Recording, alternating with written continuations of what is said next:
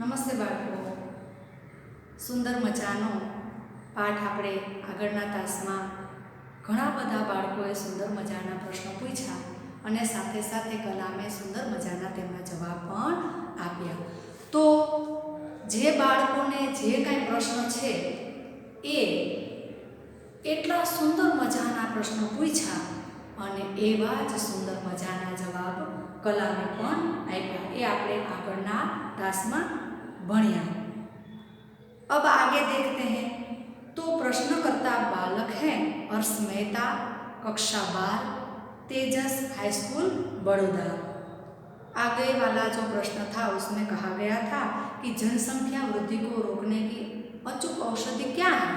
तो कि पढ़ाई करना, स्त्री शिक्षा को आगे बढ़ाना और छोटा परिवार सुखी परिवार, ऐसी भावना से ही जनसंख्या वृद्धि को रोका जा सकता है. तो आगे वाले प्रश्न है, आपको ऐसा क्यों लगता है कि 2020 तक भारत विकसित राष्ट्र बन जाएगा? बहुत अच्छी तरह से प्रश्न किया कक्षा 12 के छात्र ने कि आपको ऐसा क्यों लगता है कि 2020 तक भारत विकसित राष्ट्र बन जाएगा?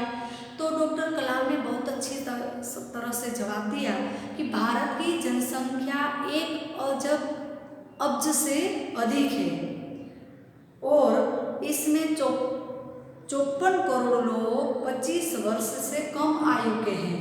ये हमारी राष्ट्रीय शक्ति है और भारत को 2020 तक विकसित राष्ट्र में परिवर्तित करने के लिए हमारे पास प्रचुर प्राकृतिक संसाधनों के साथ ही सुनियोजित खाका भी उपलब्ध है. यानी अच्छी तरह से सोचना ये युवा पीढ़ी है सोच रही है. 54 करोड़ लोग युवाओं के विचारों की एकता निश्चय ही इसे विकसित राष्ट्र में परिवर्तित करने की सफलता होंगे. आज की युवा पीढ़ी के जो विचार है वह देखकर कलाम कहते हैं कि 2020 तक, यानी 2020 तो चला गया, 21 में आ गए, तब ये राष्ट्र के विकास के लिए युवा पीढ़ी के विचार है उनसे ही हम आगे बढ़ सकते हैं. प्रश्नकर्ता एस कार्तिक, कक्षा 12, अमर ज्योति इंग्लिश स्कूल बेंगलुरु से, कक्षा 12 से प्रश्न करता है कि कई छात्रों के बड़े बड़े लक्ष्य होते हैं पर आर्थिक तथा अन्य समस्याओं के कारण वे इन्हें प्राप्त नहीं कर पाते. वे अपना लक्ष्य आखिर कैसे प्राप्त करें? बहुत अच्छी तरह से सवाल किया. लेकिन डॉक्टर कलाम भी इतने अच्छी तरह से जवाब देते हुए कहते हैं कि स्कूल में पढ़ाई में अच्छा प्रदर्शन करने पर छात्रवृत्ति प्राप्त होती है.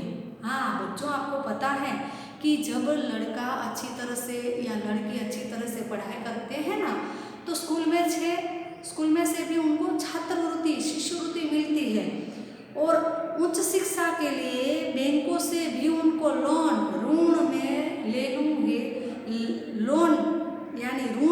लेने हेतु पात्र भी बनने लगते हैं. जीवन में ऊंचा लक्ष्य निर्धारित करने पर बाधाएं तो आती ही है. हमें कठोर परिश्रम और उत्कृष्ट कार्यों से इन्हें पराजित करना होगा. विघ्न बाधाओं से व्यक्ति को पराजित नहीं होना चाहिए. जीवन में लक्ष्य निर्धारित कर लेना चाहिए और अभ्यास करने के लिए बैंक में से भी बच्चों को लोन मिलती है, पैसे मिलते हैं. जब बच्चा कमाने लगता है तब उनको भरने के लिए होती है, बहुत कम टकावारी में मिलती है.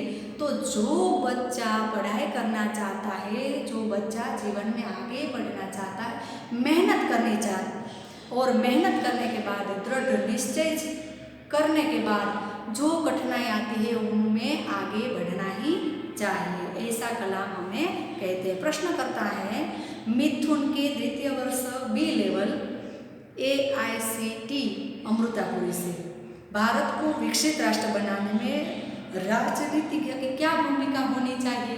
राजनीति की क्या भूमिका होनी चाहिए, ऐसा सवाल पूछा. डॉक्टर कलाम जवाब देते हुए कहते हैं कि जिम्मेदार राजनीतिक दूरदर्शितापूर्ण नीतियाँ बनाता है.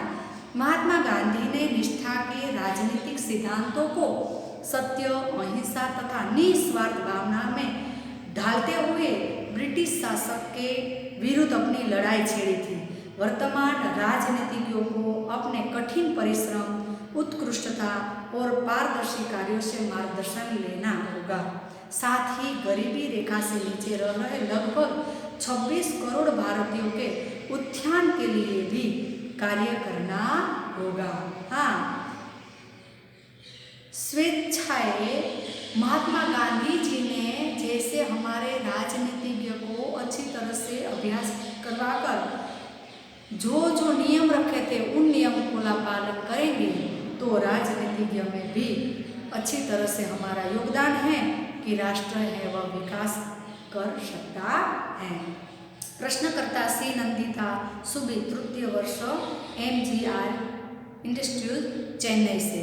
रक्षा की दृष्टि से विजन 2020 का लक्ष्य पाने में महिलाओं की क्या भूमिका हो सकती है? बहुत अच्छी तरह से सवाल किया। डॉक्टर कलाम कहते हैं कि विजन 2020 में रक्षा अनुप्रयोग के क्षेत्र की महत्वपूर्ण प्रौद्योगिकियों के विकास पर विचार किया गया है। राष्ट्रीय सुरक्षा की बात भी विजन 2020 का एक अभिन्न अंग है। सशस्त्र सेना में नियुक्त के लिए पुरुष और महिला के आधार पर कोई भेदभाव नहीं किया जाता। तीनों सेना में पर्याप्त महिला अधिकारी नियुक्त है। राष्ट्रीय रक्षा क्षमताओं में वृद्धि के लिए महिलाएं उच्च स्तरीय सामरिक सेना बहुगुण उपकरणों पर कार्य करने भी अपना सहयोग दे सकती है। तो आप बच्चे देखते हैं कि अभी पुरुष के साथ साथ महिला ही सब क्षेत्रों में आगे बढ़ चुकी हैं। हाँ, आर्मी में भी है, पुलिस में भी है, तो हर एक क्षेत्र में महिलाओं का भी राष्ट्र के विकास के लिए इतना ही योगदान है।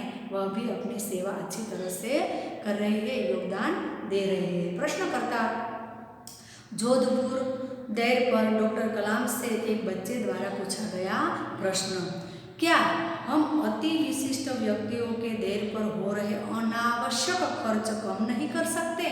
बहुत अच्छा सवाल किया कि हम देखो सरकारी ऐसे कोई कार्यक्रम होते हैं, बहुत खर्च किया जाता है, तो उनको कम नहीं किया जाता। तब डॉक्टर कलाम ने लास्ट में जवाब देते हुए बहुत अच्छी तरह से कहा कि तुमने इस मंच पर बड़ी कुर्सी देखी होगी, वह कुर्सी अब यहाँ पर नहीं है।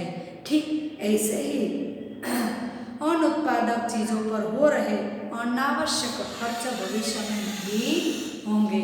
तो कलाम भविष्य में अब ऐसा खर्च नहीं होगा और खर्च करने के बाद जो बड़े बड़े कार्यक्रमों में ऐसा खर्च होता है वह नहीं करेंगे और जो हमारे देश में अनुत्पादक चीज़ उत्पादन नहीं होता उनके पीछे उत्पादन करने में खर्च करेंगे, ऐसा उसने जवाब दिया।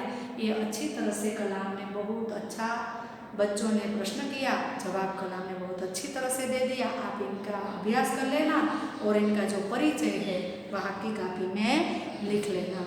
नमस्ते, आओ।